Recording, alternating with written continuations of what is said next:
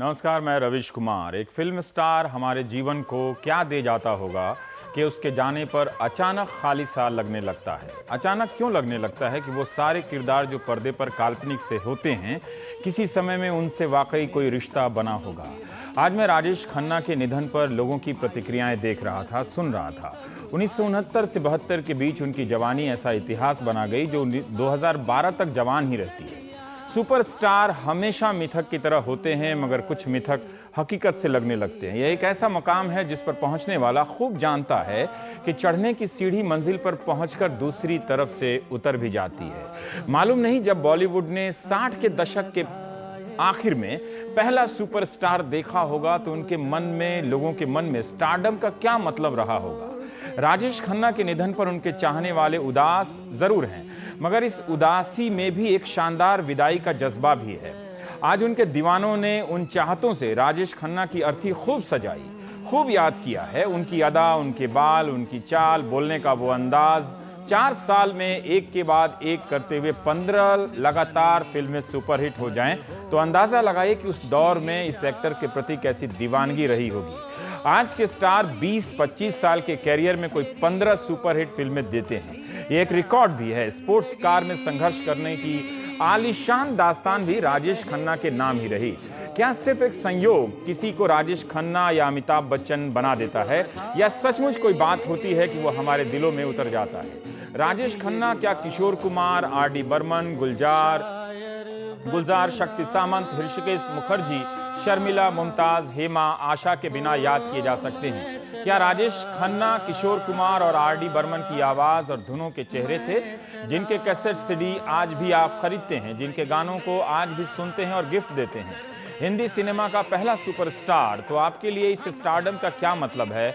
आप कैसे याद करना चाहेंगे राजेश खन्ना को, उस दौर को, इस दौर में उनकी फिल्मों को? क्या इस तरह से जैसे कुछ लोगों ने अपने फेसबुक के पन्नों पर याद किया है? आवेश तिवारी ने लिखा है कि मुझे नहीं मालूम बेहद छोटी उम्र में आनंद देखकर मैं क्यों सुबक पड़ा था और फिल्म देखते वक्त उसके बच जाने की क्यों दुआएं कर रहा था। राजेश खन्ना को मैंने तभी से दूसरी दुनिया का रहने वाला कोई एक मान लिया था जब आनंद देखी थी। विनीत कुमार ने लिखा है कि क्या दीदी और बाकी लड़कियां राजेश खन्ना के बाल, मुस्कुराहट, चलने के तरीके, छवि, आवाज आदि से तुलना किए जाने भर से अपने उस जीवन साथी से प्यार करने लग जाती थीं, जिसे ना तो उसने चुना था, ना पहले कभी जाना था। किसी के पापा स्मार्ट हैं, सिर्फ इस बात से तय होता है कि उनकी सालियों ने उन्हें दबी जुबान में ही सही राजेश खन्ना कहा कि नहीं। राजेश खन्ना तो एक ही थे, लेकिन वो एक शख्स, एक अभिनेता से कहीं ज्यादा भारतीय समाज के रूपक थे। सांवले, आगे के बाल उड़े हुए, एक पैर से थोड़े भटकने वाले, थोड़े नाटे भी। इस देश में ऐसा कौन शख्स नहीं होगा जिसका कुछ ना कुछ राजेश खन्ना से नहीं मिलता जुलता होगा। सुयश सुप्रभ हैं, उन्होंने लिखा कि जब मैंने अपनी चाची को टीवी पर राजेश खन्ना का गाना देखने के लिए सीढ़ियों से लगभग दौड़ते हुए नीचे आते देखा, तब मेरी समझ में नहीं आया कि इस हीरो में ऐसी क्या खूबी है कि नाती पोतों वाली मेरी चाची कॉलेज में पढ़ने वाली लड़की की तरह अपने हीरो को देखने के लिए बेचैन हो गई थी। काका, आपका यूं जाना अच्छा नहीं लगा। आपके साथ हमारे रोमानी सपनों का एक दौर चला गया।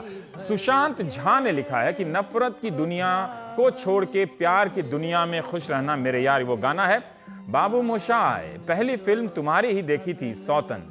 4 या 5 साल का रहा होऊंगा मधुबनी के शंकर टॉकीज में। मेरे पापा की पीढ़ी तुम्हारी दीवानी थी, हम भी थे।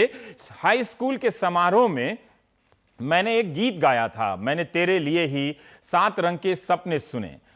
हेडमास्टर मुस्कुराए थे और उनकी बेटी भी। बाबू मोशाय, तुम कितने शरीफ लगते थे, तुम्हारे चेहरे से जमाने का दस्तूर झलकता था। 60 के दशक में हिंदुस्तान के नौजवान तुम्हारे ही जैसे लगते होंगे ना बाबू मोशाय, मेरे पापा भी तुम्हारे ही जैसे लगते होंगे ना तब। प्राइम टाइम में आज राजेश खन्ना पर हम बात करेंगे, उन्हें याद करने की कोशिश करेंगे, उनके स्टारडम के इस दौर को समझने की कोशिश करेंगे। हमारे साथ स्टूडियो में मौजूद हैं पुरुषोत्तम अग्रवाल जी, लेखक, जवाहरलाल नेहरू विश्वविद्यालय से आप जुड़े रहे। हिंदी में कबीर पर आपने अच्छा काम किया और हमारे हिंदी प्रदेशों में एक अच्छे पब्लिक स्पीकर के रूप में भी आप जाने जाते रहे। बहुत दिनों बाद आप पधारे हैं, इसलिए आपका विशेष रूप से आपका शुक्रिया। जुगनू शारदे जी हैं जिन्होंने मुंबई में काफ़ी वक्त गुजारा है अपनी जवानी के दिनों में, तो देखा होगा राजेश खन्ना को।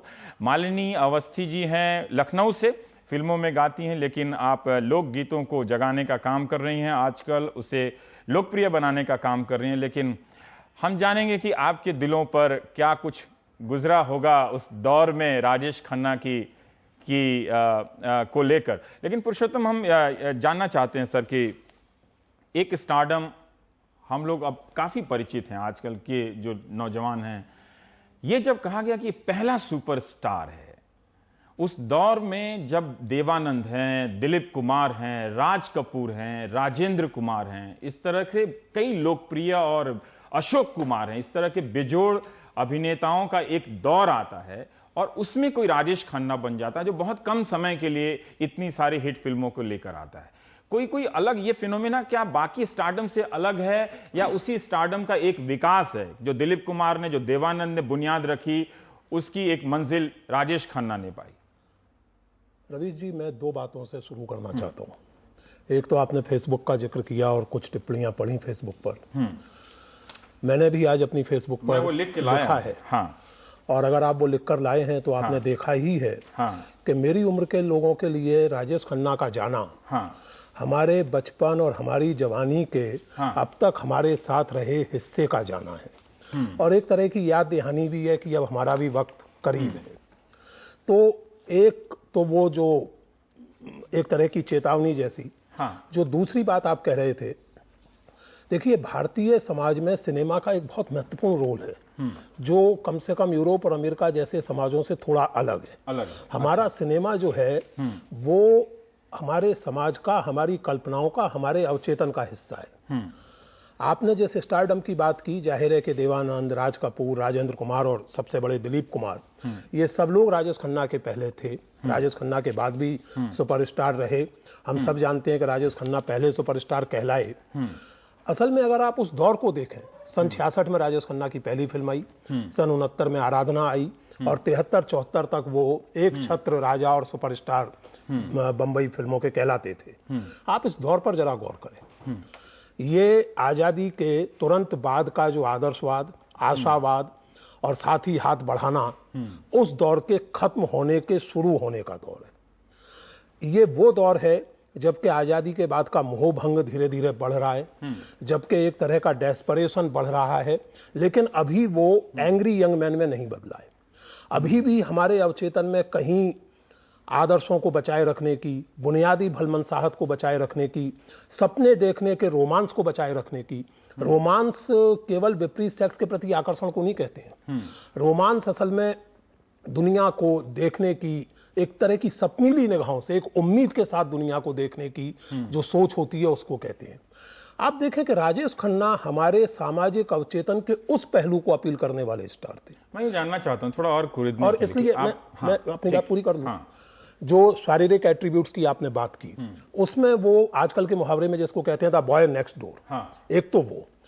दूसरे, उनके निजी जीवन में भी, मैं उनको निजी तौर से बिल्कुल नहीं जानता, लेकिन शुरू से लेकर अंत तक उनके निजी जीवन में भी जो एक तरह की दृढ़ता और पारदर्शिता थी। मिसाल के तौर पर आप याद कीजिए कि सन 1991 के जमाने में अडवाणी जी जैसे कद्दावर नेता के खिलाफ नई दिल्ली से चुनाव लड़ना और कुल 1,500 वोटों से हारना, और सन 92 में शत्रुघ्न सिन्हा को हरा करके लोकसभा में पहुंचना, और सन 92 से 96 तक कोई फिल्म ना करना, कोई फिल्म असाइनमेंट ना लेना, पूरी तरह अपने आप को राजनीति के प्रति, कांग्रेस पार्टी जिससे वो चुनाव लड़े थे उसके प्रति समर्पित करना।